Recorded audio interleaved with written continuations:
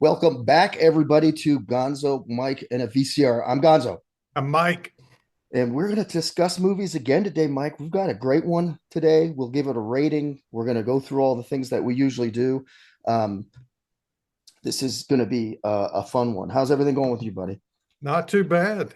I'm glad to be back for another movie. That's right. That's right. So, all right. So, your cell phone silent, sir. It is. Mine is too. Mine is too. Good to go. So, we're going to go ahead and get started. This episode, we're looking at a 1989 comedy horror film. And this is more comedy than horror because I feel like Lost Boys was comedy horror, but it was horror comedy, right? More Sure. horror than comedy, I think. So this is directed by Joe Dante, written by Dana Olson, and starring Tom Hanks. It's the Burbs. Now this is when Tom Hanks was, started out in comedy, and that's he was still in comedy, deep in comedy at this time before he got in all these drama roles. This film grossed 49.1 million at the box office against a budget of 18 million. Sort of surprises me looking at it, Mike. How about you? That I know you just watched it. Would it cost $18 million to make this thing?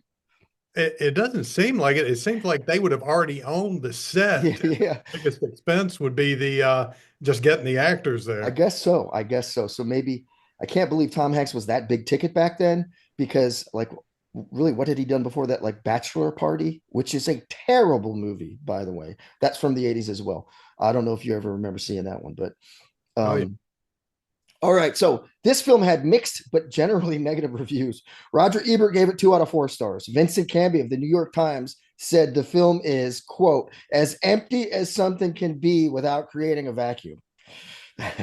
Oh yeah. and Cinema Score gave it a C on a scale of A plus to F, right? But it's now regarded, especially by myself, Mike, as sort of a cult classic. And it got, as evidenced by these reviews, 56% on Rotten Tomatoes. I think it should be much higher than that, personally. So now, I'm going to go ahead and I'm going to go over the plot for those who haven't seen it, and I'm going to do it quickly, but because there's a lot of stuff we're going to talk about here. So here's the deal. This is the movie's called The Burbs, so this is in the suburbs, somewhere in Middle America, and there is a guy named Ray, and he's got a couple buddies in this neighborhood. They live on a little cul-de-sac. He's got a buddy named Art, and he's got a buddy who's a veteran, apparently a Vietnam veteran named Mark, right? And so a new family moves into the street. They're not taking care of the house.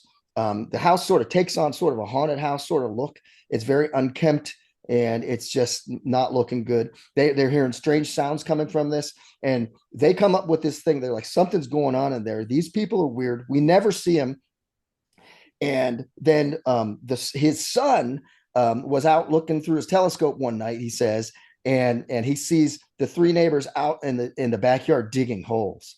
And so they come up with this idea that that these people are some sort of like serial killer family who is killing people, burying them in their backyard, or doing something to them. So they start talking about this. They end up looking at, they see a very strange scene that we'll talk about, where a guy drives his trash in the trunk of a car down to the street, puts it in a trash can, and smashes the hell out of it. And they're like, what is in there? Right. So these guys, they want to look through the trash the next morning. They don't find anything. It just gets crazy, crazy, crazy. And they're believing there's something going on. And finally, they decide to cut to the chase. They decide, hey, when these people they're going away for the day. They find out that they're going away for the day, and they said when they go away from the day, we're going to go ahead and get in that house, and we're going to find out what's going on, because one of their neighbors, a guy named Walter, an older guy who Mark doesn't like because he's got the best lawn in the neighborhood, and his dog poops on Mark's lawn all the time. So one of the guys disappears. They don't know where he's at. They find his little dog, who he loves the dog, and they're like, "What? This guy? These old guys would never leave without their dog." So, they break into his house. They make a plan to break into the people's house. These neighbors, and the neighbors are called the Klopeks, and it just goes nuts. And in the end of the day, they end up blowing the house by bursting a gas line in the basement, because they break into the basement. They're digging, looking for bodies. And it's just in their head, they've just concocted this huge story, and they actually blow up the house. They're blamed for it. Everyone's like, they're crazy. The cops, they're going to get in trouble. But um, suddenly, at the end, in an ambulance, the Klopeks are in there, and they're trying to kill Ray. And Ray uncovers the whole thing in this crazy ending scene, where there ends up being a lot of skulls, bones, and everything in the trunk of the Klopeks car. And so they really were serial killers the whole time. That's the thing here. So what do you got to add to that, Mike? I know that was I was back and forth all over the place on that. Yeah, no, I think you captured everything. The only big plot point that I think was still in my mind was when before they got to the point where they're breaking in the house, there was that scene where the wives dragged the husbands over there, and they said, Yep. "Hey, we're going to go see for ourselves. We'll just, they bake some brownies, and they're going to Yep. do the whole good neighbor thing Yeah. and Yeah. get inside the house." And it was pretty weird how your good neighbors who are bringing you brownies are like overstepping a lot of boundaries and stuff. And Oh, that's the only thing totally. I have. Totally. Yeah, they go over there because they're like thinking that there's something creepy.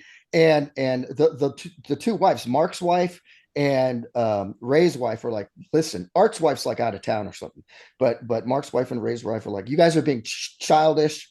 You guys are blowing this out of proportion. We're gonna just go over there and say hello to them and meet them, and you'll see that they're normal people, which they really aren't. That's one of my favorite parts of the movie. So, all right. So now I want to talk about the first take. Like, have you seen this movie? Let me just go first. I seen it. I know it was on rented video. It was Mhm. after I was out of the army, from what I remember. I don't remember seeing it because in '89 when it came out, I was living in Europe. Did not see it over there, and I'm quite sure it was on video. I think I remember the people I was with. Um, Went out, rented a video, and I remember seeing, man, this is funny, it's entertaining, and I really appreciated Mark Rumsfeld, because I had just gotten out of the army, and this guy, every time they show him, he's played by Bruce Dern. We'll talk about him, but every time they show him, they have like horns, like they play this thing. It's really great. I really love that part of the movie, so I remember loving it. I think it was really funny. Had you seen this before? This is the first one that we've talked about. I had never seen it before. I was still a kid working in a video store. I remember we had the poster. I just never got around to watching it. And for something, I remember Tom Hanks is standing at the head of the neighborhood, and he's got something in his hand. And at that time, I was probably 16, 17. It just didn't appeal to me at that time. And then I never got around to watching it. Okay, yeah, yeah. I think if you look at that poster, it's got Tom Hanks sitting there like with a rake or a shoveler, Yeah. like he's in his bathrobe or something. Like, it's really weird. Like, you just get the idea from looking at that movie poster. This is a corny movie, right? So, but if you actually take time to watch it, it's totally not about like sort of what it portrays on there. So, I want to talk about the main characters as we usually do. We'll start with Ray Peterson, played by Tom Hanks. This is our star. How'd you like him in this role, Mike? Sure. And I think you and I have touched on this before. I think if I had seen this back in the day, in the 80s, I would have liked it. I would have liked his portrayal. I would have liked him because I like Tom Hanks. I think this is one of those movies because since it got away from me and I'm watching it as I am today with no nostalgia for it specifically, I just thought he was awesome in a lot of movies. This was sort of a transitional period, like you said. He had already been in some comedies, had been in Bosom Buddies, Bachelor Parties. I think Big came out right before this. So he was just okay for me in this role. Uh, Although I do like Tom Hanks because other movies, the short list for me, Tom Hanks, Bridge of Spies, Road to Perdition, which I think is a highly underrated movie that's now so far that a lot of people probably have not seen that one. Castaway, Saving Private Ryan, Forrest Gump, Philadelphia, and A League of Their Own. That's like my short list for Tom Hanks movies. But I do think that if it hadn't been for Tom Hanks uh, leading the cast, people would not have seen this movie because it was already, like you said, it's a cult classic. It's kind of like I like Streets of Fire, Oh and my Lord, I oh yeah, know. We but talk you about know it all what the I'm time. talking about because you watched that pretty recently, Yep. and I totally get it when people are not on fire about Streets of Fire Yeah. because it was just the right movie for me at the time. Yeah. What do you think, Steve? Okay, so like this is classic Hanks in his original comedy style. But I feel like he shows some signs of being a good actor here. He's starting to get into some more movies, and he actually does some lines and does some acting in here. I love his role as the skeptic because he starts as the guy here. He doesn't want any of this to be true. He doesn't come up with this idea. He's the skeptic, but Art is the one who's like, no, listen, something's going on. And then his son. And then one thing I didn't mention when I talked about the plot is the crazy kid in the neighborhood. We'll talk about him. Oh yeah. There's a teenage kid in the neighborhood who's one of the neighbors, and he's sort of egging him on, and he's believing the story and everything. So he starts as the guy. He doesn't want any of this to be true, but the clues that happen that they see, the digging in the backyard, the bone that the dog digs up, um, they keep swaying him, right? So yeah, uh, Bachelor Party, those movies back then. I think was he in Splash as well? He was. Yep. Yeah, Daryl Hannah and Tom Hanks. yeah. So uh Bachelor Party, terrible movie in my opinion, but like I think of Saving Private Ryan and Castaway when I think of Tom Hanks, and those are those drama roles, right? And he's really grown Right. into himself as an actor. He doesn't really even do comedy, it seems like, anymore these days. But anyway, yeah, I like him in this role for his old style comedy style. Now, when we're talking about this first group, maybe not all the main characters, but this is the Petersons. So we started with Ray Peterson, and we're going to go to Carol Peterson. This is Ray's wife, played by Carrie Fisher, who we all know or should know from Star Wars. And then the other movie that I think of when I think of her is When Harry Met Sally. She That's was, it. yeah, Absolutely. and I think she did a nice job here as the doubting wife and sort of attempting to control him. Like Ray can't come out now, and the guys are like, "Oh, come on, Carol, let him out." Like they're acting like little kids, and she's attempting to control him, but not in a bad way. She's like, "Hey, listen, you need to get out of here. You're because Ray starts out in this. He's taking a week off of a week off of work, and he's just going to do a staycation." And she's like, "Let's go get out of town. Let's do something." And it's really good. You need to clear your head. He's like, "No, I just want to hang around the house." And she thinks that's a bad idea. She thinks he should get away from the suburbs and these crazy neighbors, but he just doesn't think so. So I thought she did pretty good in this role. It's not a huge role, but she does play it well. How'd you like her in this? I agree with you. I thought she did well with what she had to do. She had surprisingly little to do for me in this movie, especially given the star power that she was bringing from all the Star Wars movies. When Harry Met Sally. Uh, so it surprised me a little bit. I thought, hey, they could have actually saved a little bit on the budget if they weren't going to give her more to do and got another good actress that maybe wouldn't have hit the bankroll so hard. Yeah, that's an interesting thought. I'm wondering if maybe she's like, because she's like, hey, everybody knows me as Princess Leia. I'll take something, I'll take anything just to get out of that role. That could That's a be good it too. point. Yeah, so maybe so, but she did pretty well. So okay, Dave Peterson. This is the son who saw. Apparently, we don't see him when he sees people digging in the backyard of the neighbors. Ray later sees them digging in the rain, right, with big coats on and everything, which is a sketchy scene. Because if I saw that, I would be freaking out, right? Oh Um, yeah. this kid is played by he's young, probably about 13, 12, 13. He's played by Corey Danziger. How do you think he did here? I know it's a very small role, but Yeah, I think he did good for what he had to do. I thought they were effective in getting a kid that looked like in the movie he could have been Tom Hanks' son. So that's always good when they take enough time to like we want this to be believable. Uh, yeah, and you're always impressed when you see a young person who almost by definition doesn't have a lot of acting experience come across as believable. So he definitely wasn't cardboard or unbelievable in the role. Yeah, yeah. So yeah, it's a small role. He did a good job with what he had. I'm not sure why he's hanging out with Ricky. Ricky is the neighborhood kid we're going to talk about in a minute. It was played by Corey Feldman, right?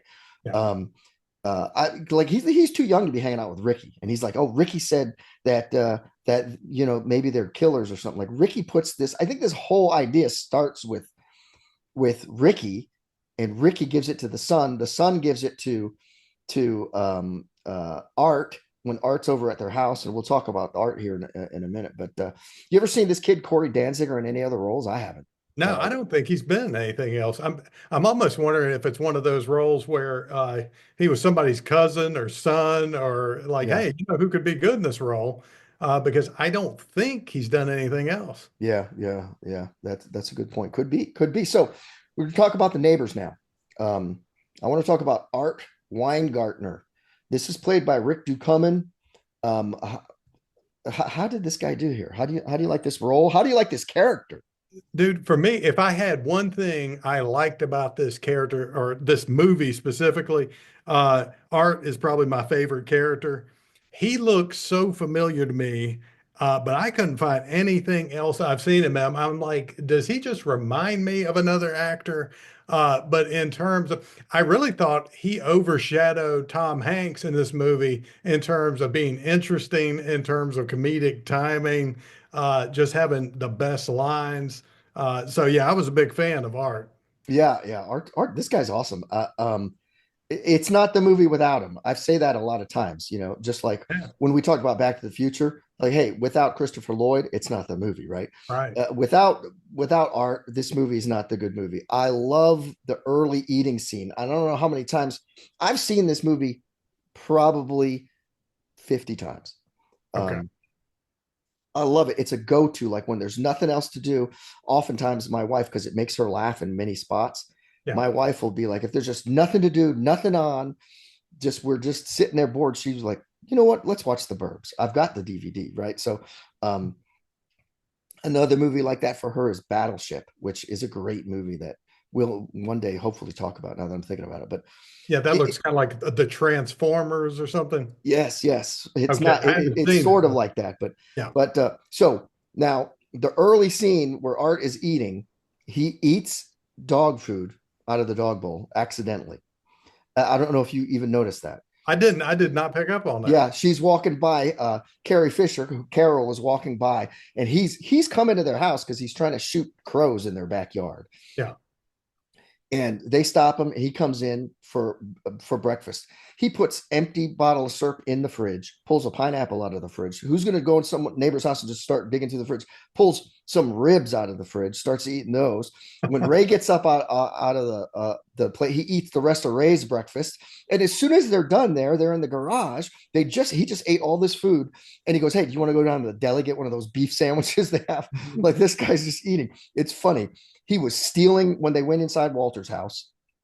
He finds a comb in the dirt when they're breaking into the Klopek's house, uh, Yeah. and he puts it in his back pocket. Tons of things that he's just funny, and he's got some good lines. He was in Groundhog Day. He Okay. he was Okay. in Die Hard. Now, what's so funny about this? I don't know who the hell he was in him. I just read that Yeah. in his filmography. Um, you know what? He should have been in a lot of other movies. He's a funny guy. Oh, He's a he's been Canadian out. guy, so um, he. I mean, he's got a filmography, but not a lot of stuff that you've heard of. I just feel like he could have, but he did a great job. Great job. Sure. And I wanted to bring up one other Yeah. thing about him, and I can't remember. It's another character, and this shows you how times have changed. One other character, and it may have been Corey Feldman, where he refers to Tom Hanks and Mark Rumsfeld. He's like, or no, Art Weingartner. He Yeah. said he refers to him as the fat guy. Yeah. And I'm watching this with my wife, who had never seen this before either. I said, now think about today's times. Would he be fat today? It'd be like he would not be a fat guy today. He'd have a little belly. Yeah. Uh, so that's how times have changed. Yeah. It's interesting. It's very interesting. So, all right. But he did a great job. Rick Ducommun. Mark Rumsfeld. Want to move on? This is your Vietnam vet neighbor, played by Bruce Dern. I'll start here. I love him in this. I love the music they play every time they see him. They're playing. He's when they got attacked by the bees, they go over there and try to knock on the door of the neighbor's house to say hello on a dare. He's like, after and they bust open a bee's nest Yeah. and they're running. He's like, run to water, soldiers. And he has the hose. And then after he gets sprays the bees off of them, they're rolling around. He's like, in Southeast Asia, we'd call this bad karma. Like he's got these good lines. Oh, yeah. Um, he brings out an infrared night vision scope or something when they're watching the kid put the trash out and beat it down with a hoe. And then it starts raining. He scope me. He gets his scope and goes home. I love his interactions with the garbage men. When they're digging through the garbage in the morning, trying to Hmm. find the body, and the garbage man is they're dumping the garbage all over the street, and the guy goes, "Who's going to pick this up?" And he goes, "You are, because you're a garbage man." I mean, he's the one who breaks into Walter's house, the neighbor who they believe is missing, who really was at the hospital, right? Yeah. And he somehow had a suction cup thing. He cut the glass on one of the windows, and he says, "A soldier's way saves the day." Like he's got all these great one-liners. And then at the end, my favorite line from him, um, when when um, when the young Klopek, whose name is Hans, Yeah. is trying to run away from the scene to escape once they're caught as the serial killers, and Hans is dressed very funny and weird, like a little German boy's outfit. And he goes, "Hey, Pinocchio," and Hmm. he tackles him, and then he holds him from behind. He says, "I spent 18 months in the bush, and I could snap your neck like a twig." Like I love this guy. He's great. Now, believe it or not, he was in Hang 'Em High. Hang 'Em Oh, yeah. High with Clint Eastwood. That's an old movie. Yeah. He was one of the bad guys, I think, at this initial hanging scene.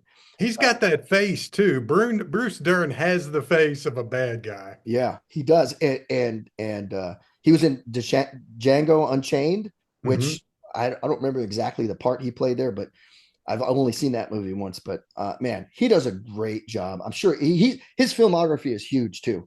It's huge. But if I'm pulling out ones that I know 100% that everyone would know, it's those two. Besides, of course, Burbs. This is my favorite one for him. But how did you like Bruce Dern?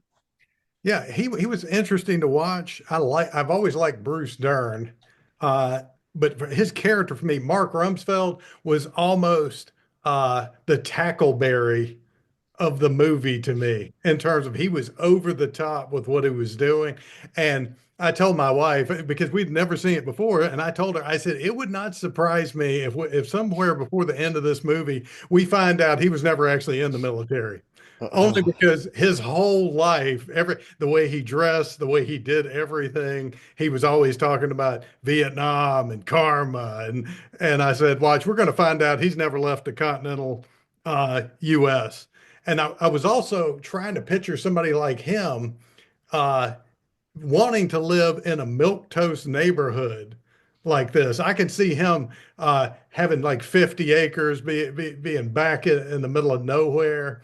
I would have loved a more backstory too on how and when he met that wife of his, because yeah. I'm trying to picture the two of them together. I know it's crazy, and I think the big funny part they're trying to show how sometimes in these planned neighborhoods in the suburbs, you get like one of everything, right? There's so many different kinds of people all stuck together Mhm. in these close quarters. It's crazy. So yeah, he does a great job. So that takes us to his wife, Bonnie Rumsfeld, played by Wendy Shaw.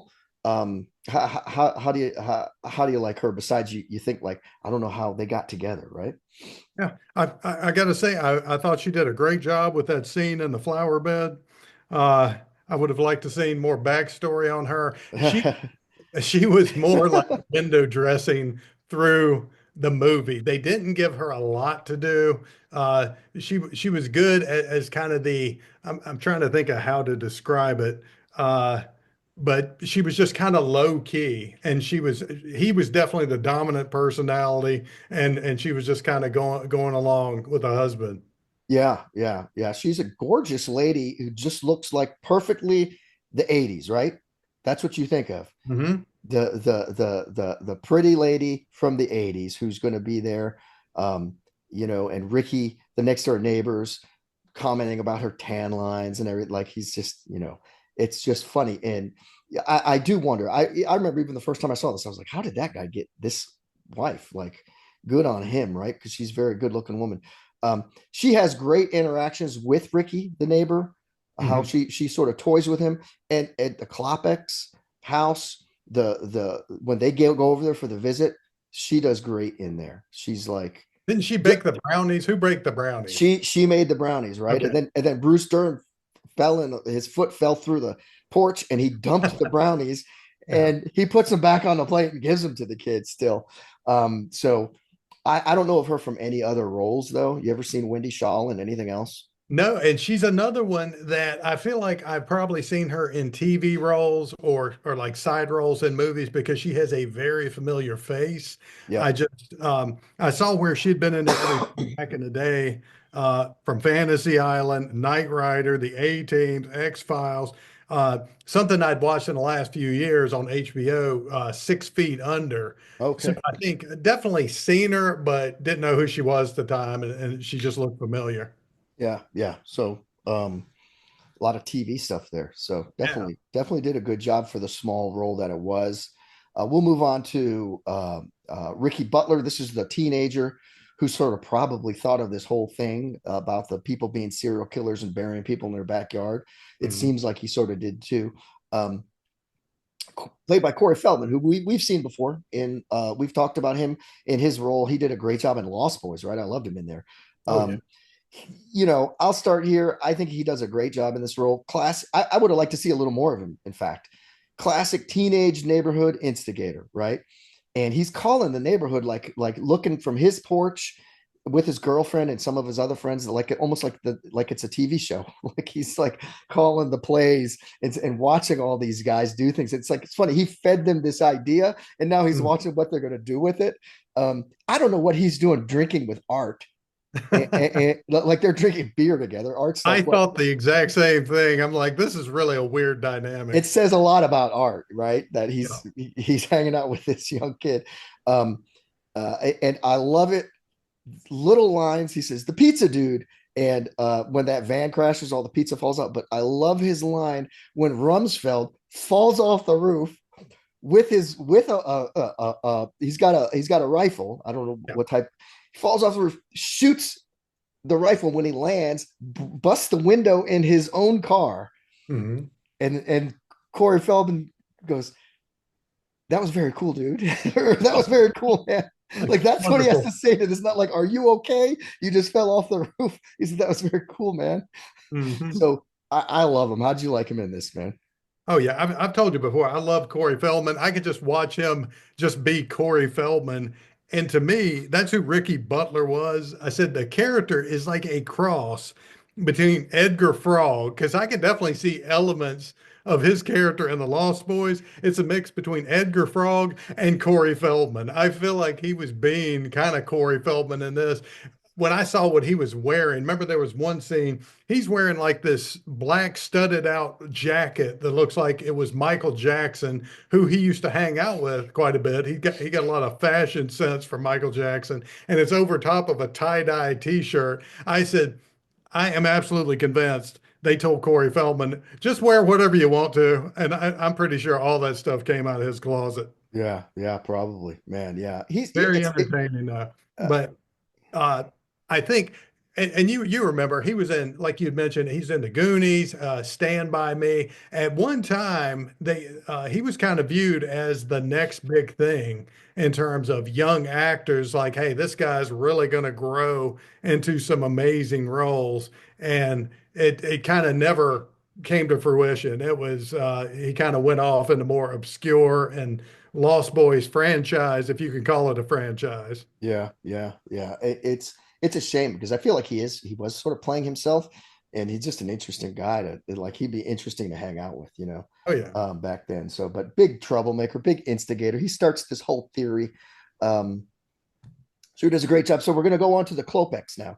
This is the family that lives in the house that is next door to Ray, and that they think are the serial killers. There's Dr. Werner Klopek, played by Henry Gibson. I know I've seen him places, and I'm sure you're going to tell me where I've seen him before. But he's a little short guy. How do you think he did here?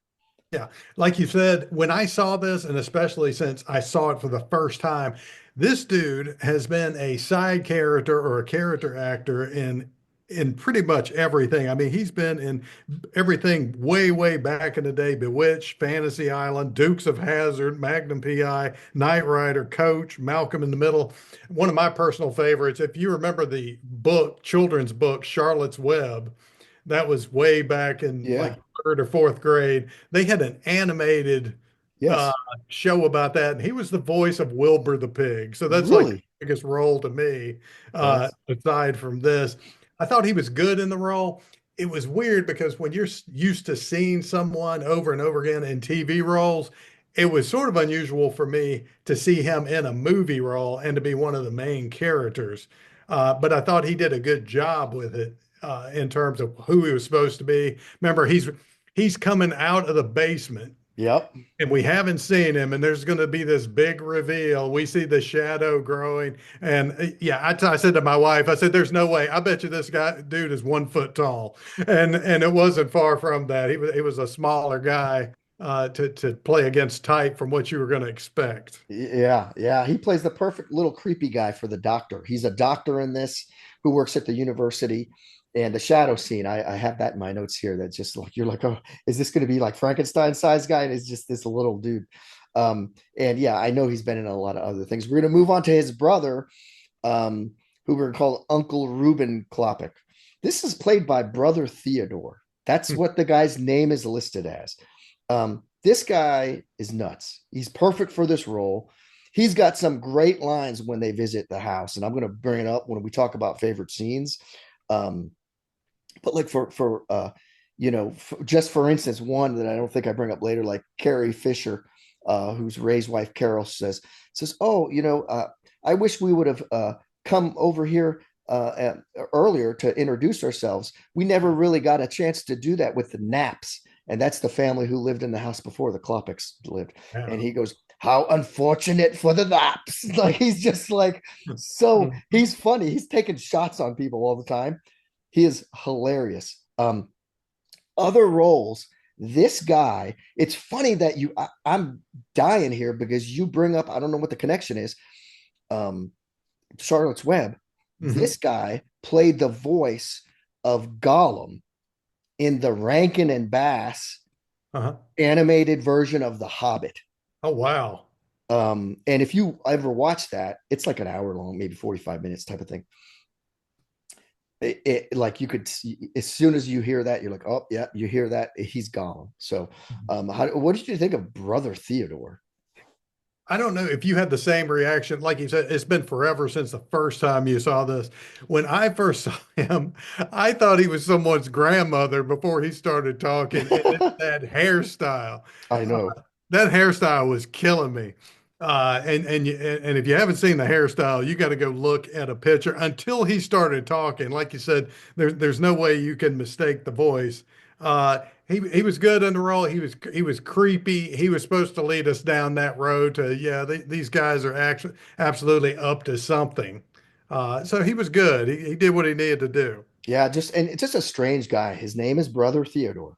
Like, and he's got the weird hair. I believe he probably that's just his persona. He's got this weird hair. He's just a weird person. And he's Yeah. weird looking as hell, even without the hair.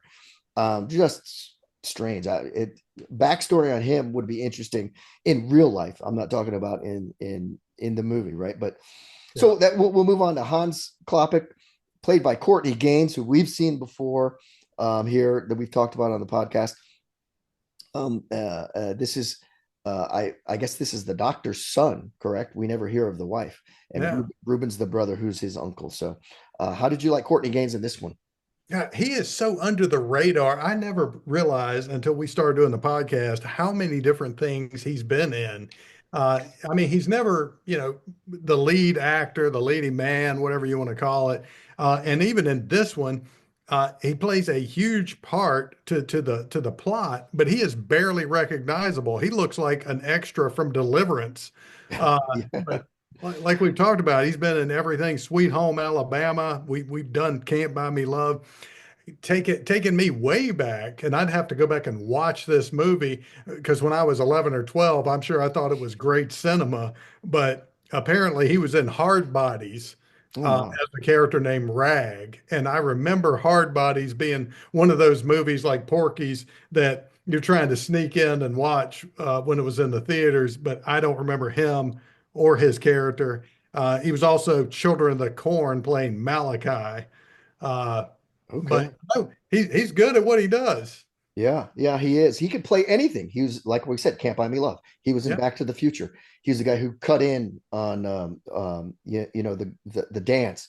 He played a member of like the Latin gang in Colors. Like, I mean, this guy can You play told me anything. about that. Yeah. Yeah, he can play anything. And he in this, like, it's just he does a great job. He just looks weird. He's got his facial hair and the way he is, he's just a creepy guy. And It was such a Deliverance vibe to me as soon yeah, as I saw him. yeah, like all three of these guys living in the same house, you're just like, oh yeah, something's going on with these people, right? Hmm. So yeah, Corey Gaines. Um, I think it's a funny role for him. I love the trash can beating scene. And one thing I wanted to mention to you, once they in the morning after he beats the trash can down, and the idea we're looking at it thinking like there's a body in that bag, right? Yeah. And Corey beats that thing down. They go, hey, it's starting to rain. Let's check the trash in the morning. So in Mhm. the morning, they dump the trash all over. I don't know if you noticed this. For the rest of the movie, that trash Mhm. was on that street. No, They I they did not they pick never, up.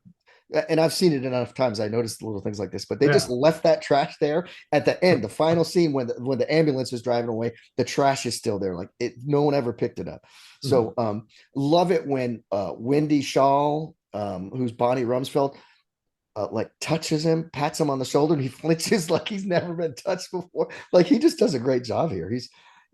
I love him in this role, as small as it was, right? But Yeah. it's pivotal. So, all right, want to talk about. We've talked about the characters and we've touched on a lot of things. What's your favorite part or scene in this movie? So it's a toss up, and of course, both of them have art in them. And it's either I love that scene down at Ray's basement. Art's planting all the ideas in Ray's head about the new neighbors, and he's talking about Satan cults and Satan worshiping, and I feel like he improvised so much of that. And then there's the other scene where he's outside with he's trying to get Ray to come out of the house, and Ray's wife won't let him come out. There's this adult Goonies feel to me where these three are on an adventure and they're trying to get their buddy out of the house. But for some reason, Goonies popped in my mind when I was watching that. Yeah, it's yeah. I mean, there's so many scenes in this movie. All right, so that's a good one. You like art, and the art is probably your favorite character too, right? Absolutely. Yeah. All right, so I got to tell you my favorite scene here, the entire house scene when they visit the house. And Mhm. what's so funny is Carol, this is Carrie Fisher, when they're talking. I don't know if you caught it, and I've seen it so many times. I love this movie. She goes, all right, you know what? Before someone falls off a roof or sets themselves on fire, we're going to get Yeah. to the bottom of this. Let's just walk over there and introduce ourselves. Mhm. It's just such a little line. And like, yeah, so Rumsfeld falls off the roof and Ray sets himself, blows up the house and sets himself on fire. So they're giving us that. It's so funny, these little things they put in there. Um, I love it when they go to the house. So then they go to the house. Rumsfeld drops the brownies, right? Picks them up off the dirty porch and gives them to the Mhm. kid anyway. And then like I think it's Rumsfeld's Mr. Rumsfeld says Says, Klopik, is that Slavic? And then there's Ruben. No, like he's just like such a weird dude. And then he goes, oh, Rumsfeld goes, oh, you're about a 9 on the tension scale, Rube. Like Rumsfeld's inserting himself into this and he's pressing buttons. Uh, when he says, what's your name, Sonny? He says, Hans. Rumsfeld comes back, oh, Hans Christian Andersen. A nice, like, what are you doing? He's ripping wallpaper off their wall Oh behind their yeah. backs. He's, and then someone says, hey, I never saw a moving van. I think it was, I don't know if Ray said it. I never saw a moving van. All these lines in Yeah. front of the house. And when the Naps moved out before y'all moved in, he goes, I don't know. Again, classic line for Ruben. It was only there all day. Like he's crazy, this guy. And then they bring out appetizers in this visit, and it's sardines, Yeah. and pretzels. And this is so great because like Carol, he's like sardine, and Hans is holding the tray, and Carol's like, no, I'm trying to quit.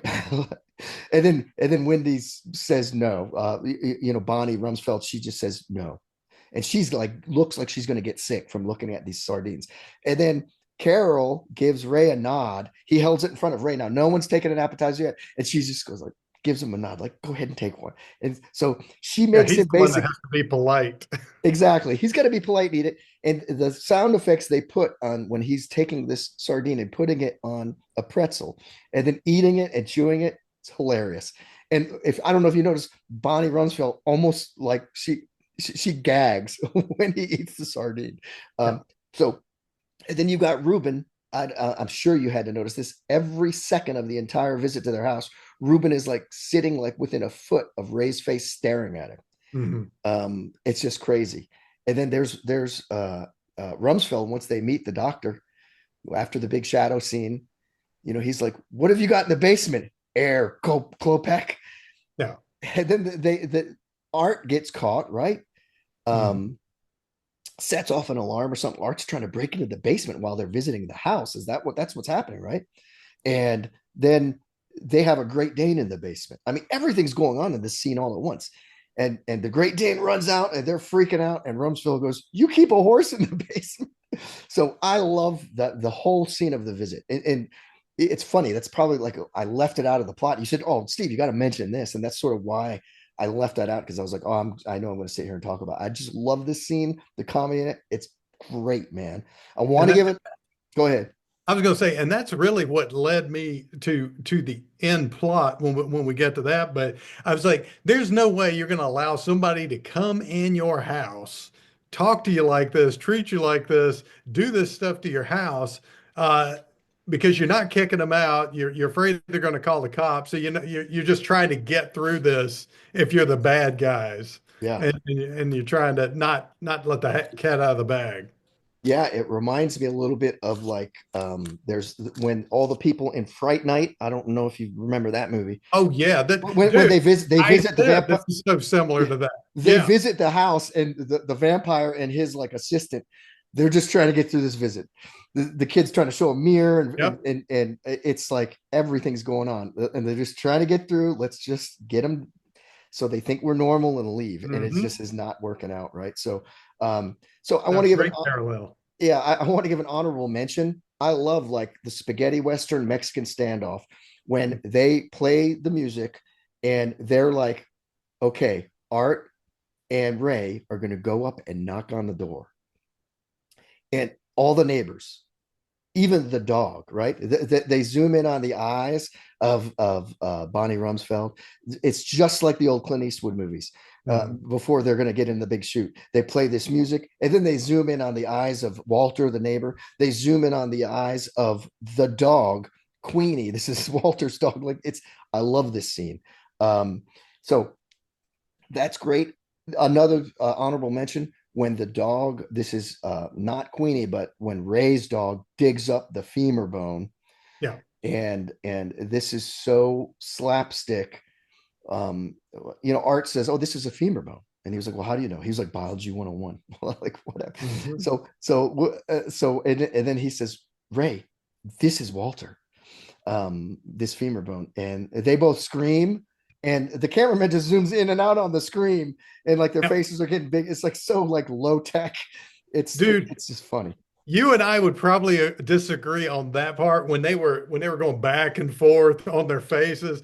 I said, now that kind of took me out of it a little bit because that's the kind of camera work that you and I would do if we were shooting something with a home video camera. I said Yeah. I could have done without that. Yeah. The fact that they even tried to do that and put that in the movie is what kills me about it.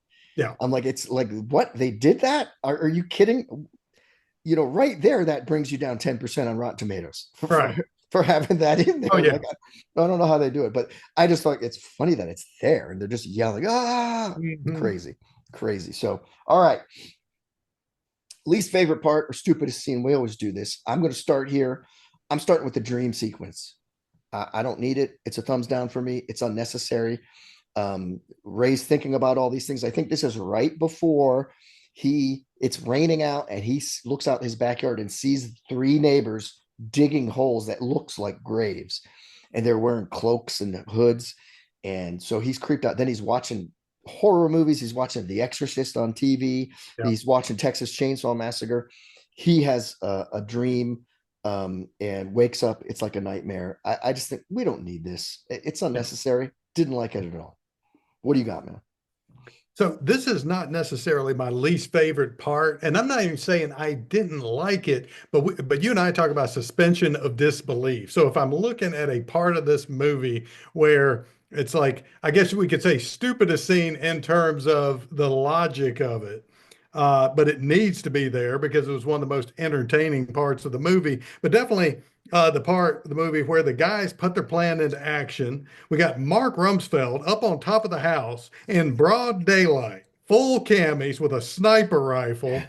Uh, and then they go on to destroy their neighbor's house after breaking and entering. Ray Peterson is coming out of the house after it explodes. He's all jacked up, but still alive. You and I both know these guys would have gone to prison along with the bad guys because that still doesn't excuse everything that they did and putting the neighborhood in total jeopardy. You and I have seen news stories sometimes about people's houses blowing up.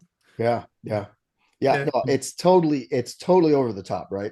yeah, Everything's over the top, and then at the end, there, when someone says, "Hey, Art, your house is on fire," because Hans drives the damn wrecks the into his front door, and the house is on fire, and yeah. then he says, and someone says, "Your wife's home," and so Art goes, "My wife's home." Like he doesn't care that his house is on fire and it just got crashed into by a car. Everything about this is over the top, right? Yeah. Um, all right, that's a good one. I agree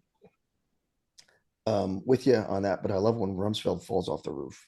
He said that was Oh cool, yeah. man. Like I said, it's entertaining, but you're like, does this make any sense if we were taking it seriously? Yeah, yeah. No, I get you. I get you. Yeah. All right. So, additional comments about this movie. What do you got? Uh, and you probably know this as a big fan of the movie. Apparently, this took place during a Screenwriters Guild strike. So you can tell there's a lot of improv done. I get that from watching the movie because it had funny parts, but there wasn't like great dialogue. There's nothing you can point to, be like, oh man, I love it. I quote that line all the time. Um, and they said because of that, and they wanted to keep the continuity because they didn't have the professional writers to rewrite anything or to adjust, they filmed the whole film in order. As we know, that's typically not the case. You kind of Yeah, have to go in like, okay, what set are we going to be on? What are our resources? But because they were filming on one big sound stage, it made it feel like to me, tell me what you think. It felt like a murder mystery that usually takes place in a spooky house, but instead they kind of spread it over the whole neighborhood. And I think back to movies, like Clue or more recently Knives Out, because you've got all these quirky, unique yeah, characters who are each bringing something to the party. yeah. No, no, I get you. And it's almost very episodic too, the way they filmed it and the way like this could have been like little 30-minute shows, right? as you know, here's the theory, and here's trying to knock on the door, and here's what we're seeing in the backyard, here's what we think is going on, like all these different, it's very episodic in the way they lay it out there. So interesting. It could almost be believable if you cut it up in parts and said, look, this is a TV show, you would believe it, right? Sure. um, And so go ahead. I was going to say, you may have seen the previews too. I see there is I think it's out now. There is a Burbs TV series on Peacock. I probably won't watch it. To me, the show looks less interesting than the original movie. Yeah. So I'm probably not going to watch that. The only other thing that I noticed, I was looking up things about the movie, and the poodle apparently we both love animals, dogs. It was the same poodle used in The Silence of the Lambs. Oh, wow. Okay. Remember Buffalo Yep. Bill, Yep. victim in the pit, and Yep. that was Yep. her little dog. Yep. No, that's interesting. So He's been in more movies than some actors. yeah, than some of the actors that were in this movie, right? So Right. all right, all right. So additional comments on my side. I'm just going to say this: if you saw that kid beating up the trash like that, Yeah. with this theory going on in your head, and you saw people digging in the backyard like that, and you heard these loud sounds coming from their basement, like they were hearing, you'd be suspicious too, bro. Oh yeah. I just believe, like, I could see how it's funny how it led them to like do the stupidest things and get in all sorts of trouble Hmm. because they just were started to believe it, right? So it like just a little match was struck, caught fire, and they're believing, oh, these people are killers, they're killing people. But those were some very cool scenes. That I'm like, man, if I saw someone beating the trash, and Ray even says that, he says, I've never seen that, I've never seen anyone like that, I've never seen anyone drive their trash to the bottom of their driveway and beat the hell out of it with a hoe or whatever, right? So Yeah. it's just it's just very suspicious stuff. So, all right. Well, let Uh, me ask you. yeah. I did want to ask you this because sometimes we can be, we can have our favorite movies and we've seen them so many times we don't even think about it. Tell me, it did not occur to you at some point when you watch this movie.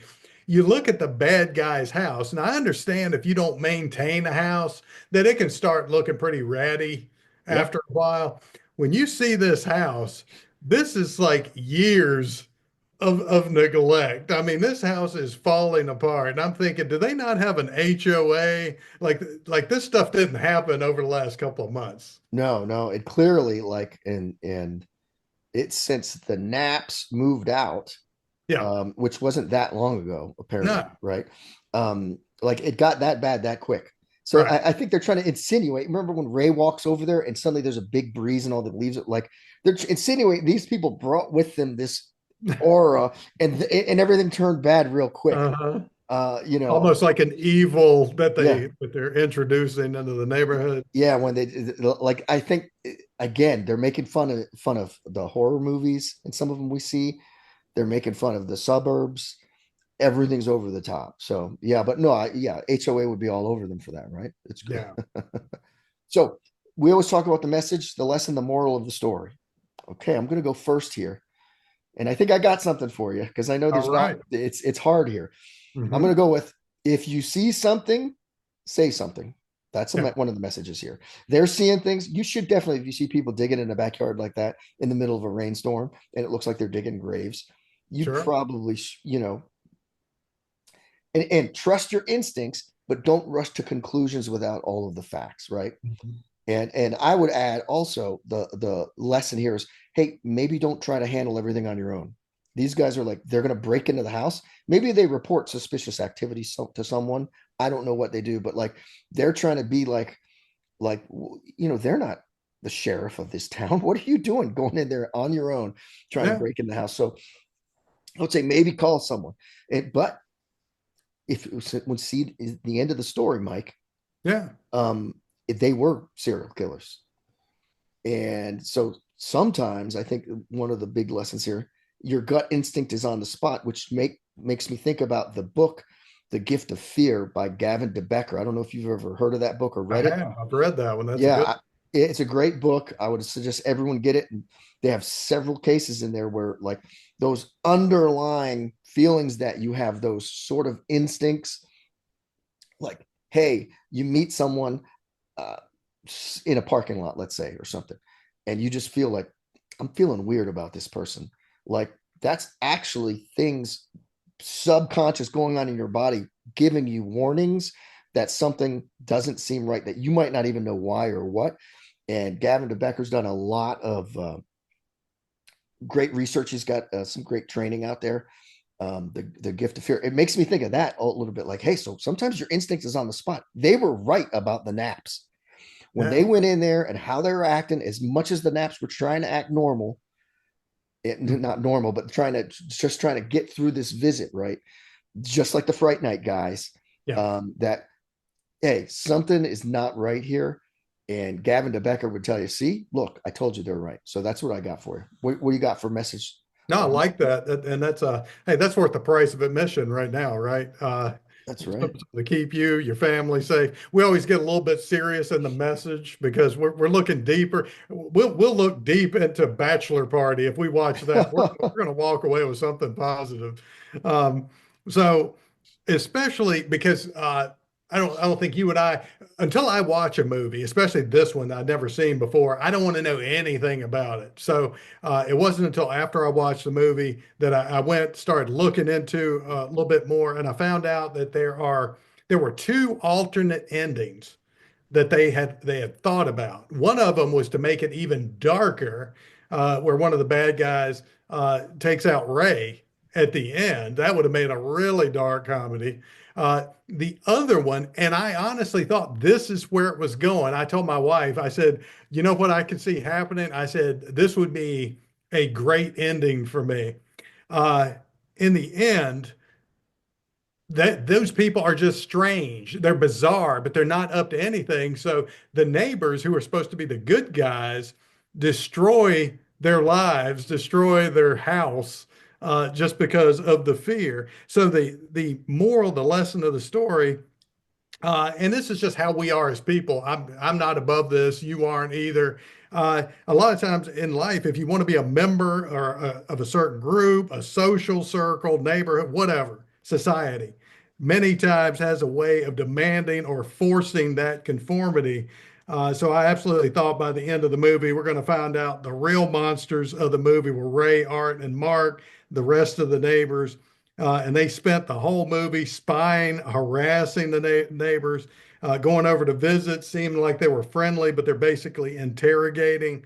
Uh, so that's kind of the lesson of the story. Is like sometimes when you want to be a part of that group, and if those people weren't up to with ill intent, they still picked the wrong neighborhood to be in because they weren't fitting that group, that neighborhood. Okay. Okay. I got you. That makes a lot of sense. And it's funny, they sort of alluded to that ending in Ray's final sort of speech before he found out that they were really serial killers, right? He Mhm. was telling Art, it's us. It's us. We're the ones. Yeah. They're just living their life. What are we doing? It's us with our mowing our lawns 3 times a week and keeping our houses so neat. And he said, it's us. We're the ones. So he sort of, they didn't end it that way, but he sort Right. of, he did. But then he found out it really was them. That Interesting. would that would have Interesting. been a killer ending for me, and that would have been the one that I think most people wouldn't see coming. Yeah. Yeah. And then they're all in cuffs getting in the back of the car, right? Right. For destroying someone's house, breaking and entering. Oh, and it's funny. Even I want to go back to not only the cops like the cops telling him all the charges he has. Right when Carol finally gets back home, and he's like breaking and entering. He was like destruction of property. He was like blah blah blah blah. All these charges. He goes and we even have a ransom note that you kidnapped Walter's dog because he wrote on a piece of paper, Walter, I have your dog. And dude, when you first time you saw the movie, you knew that was coming back. yeah, Just the way it exactly. was phrased, it's like that's definitely coming back Yeah, up. I have your dog. He's Yeah. tried to write it several different ways, and he's like, we even have a ransom note that you Right. kidnapped his That dog. sounds that could not sound more like a ransom note. Oh yeah, it's crazy, crazy. So, all right. So, well, you've sort of given us your take on it, but you recommend someone watch this or trash it if they haven't seen it? What is your take?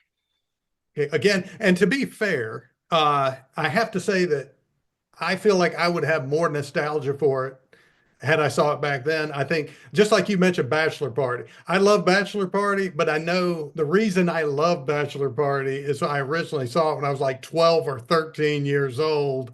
And it's like the bar was just at a different place for me. Um, I liked the movie. It was a nice movie. It had a lot of actors. I'll say it had two or three actors I really like. I love Tom Hanks. I love 80s movie. There was a lot of buildup that eventually led to me was actually the most predictable ending. It's like, okay, we think they're bad guys, we think they're up to no good, and the end just confirms it. That's why I was hoping it would go in a slightly different direction. We didn't know exactly what the evil was going to be or what the bad, but it did end up going in that direction. But I totally get why anybody who watched it back in the day loved it, still enjoys watching it.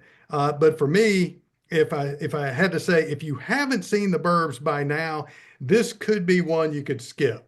So for me, I feel like this is the revenge for 9 to 5 because I did rent this. I rented it Ah, slightly over three how? dollars. It was Yeah. on sale for 7. I almost pulled the trigger on $7 because it's probably not one that I would go back and watch. At least, definitely, from beginning to end. Roger that. Roger that. All right. All right. So you're gonna say trash it. I'm going to say trash it for me. Okay. And this would be the very first one that you have picked or I have picked that be like, it's not the worst movie in the world. It's just, I've done it before. I did it for, a couple of I said I wouldn't watch it again. So yeah, a couple of things. But all right. sure. All right, we got it. So I'm gonna say if you haven't seen it, watch it for sure. If you want to catch all the little comedy nuances, you got to watch it more than once to catch everything. I own it. I would own it too. I know you chose not to own it. $7. I hear you. For a movie from 1989.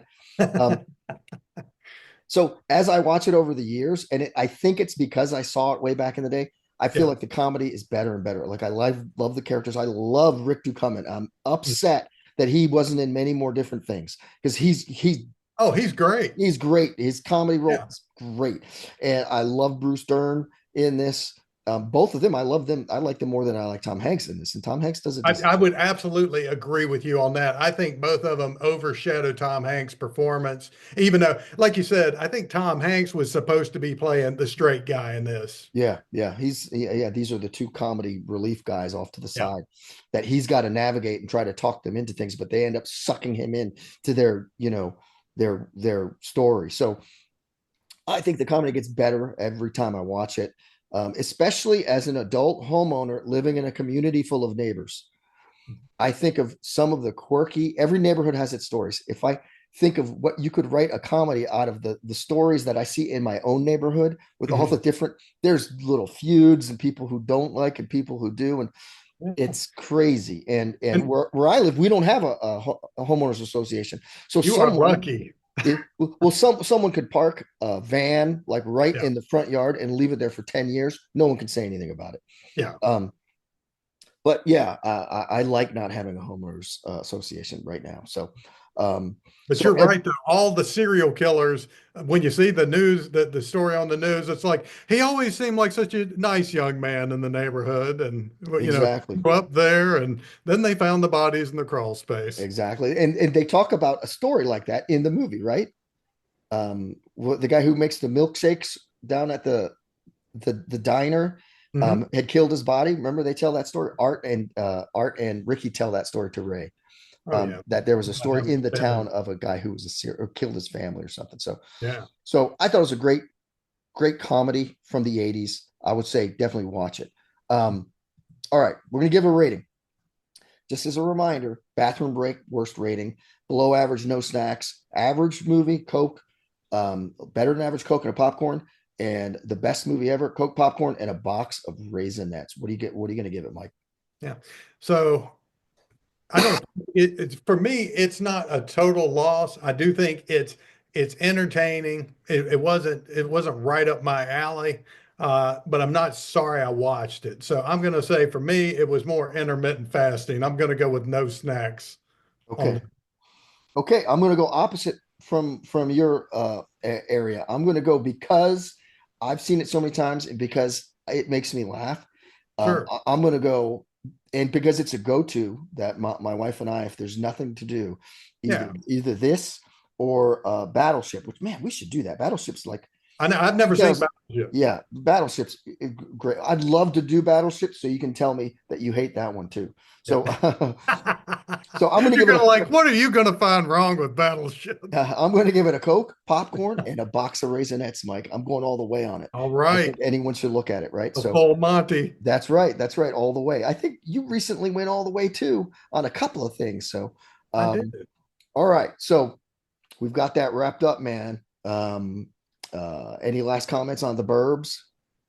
No, no. If I could say anything, I'm glad because that was one that we had the movie poster in the video store when I was working there. So hey, now I know what the Burbs is all about. Yeah, you can check it off your box, right? Yeah. Or it's off your list. So if you, thanks for listening to Gonzo, Mike, and a VCR. If you enjoyed it, subscribe. We'd appreciate it, or like it. We'd love you to share the show with a fellow movie lover or anyone who loves the 80s or the 90s. If you have a movie you'd like us to watch, or if you're a super fan of a movie you want to be a guest, or just have a comment, or even if you'd like to tell us what your favorite 80s fast food was, Hmm. I would say I'm going to go. I think I'm going to. I don't know if I'm going to go favorite, Mike, but I'm going to say. Remember, A&W root beer Mhm. had a store Yeah, that you could go in and get, and the burgers weren't like they were just all is smash burger type of thing. I don't know. I'm going to say I like that cheeseburger. So I'm all about the Big Macs. yeah, Big Macs, And good. back in the day, not so much now, Yeah, but yeah, yeah. Oh, yeah, they were the thing. So hey, if you want to let us know what your favorite 80s fast food was, shoot us an email at gonzomikevcr at gmail.com. That's GONZOMIKEVCR at gmail.com. I'm checking that once a day. Additionally, feel free to leave comments on your platform, Apple, Spotify. We'll try to respond to those. We've added some polls on Spotify. Let us know your thoughts. If you have someone who loves movies, again, share the show with them. You could both listen and discuss afterwards, even if you disagree. I think everyone's going to disagree with Michael this time, oh that my God. and they're going to agree with me that the Burbs is the best, right? So now in our next episode, Mike, we have a super fan. It's who's going to be with us. This is like a black comedy. It's a pick from 1985 starring Griffin Dunn, and it's directed by Martin Scorsese. And we haven't done one of his yet, I don't believe, right? Yeah. And neither of us have seen it, if I Mhm. think I'm correct.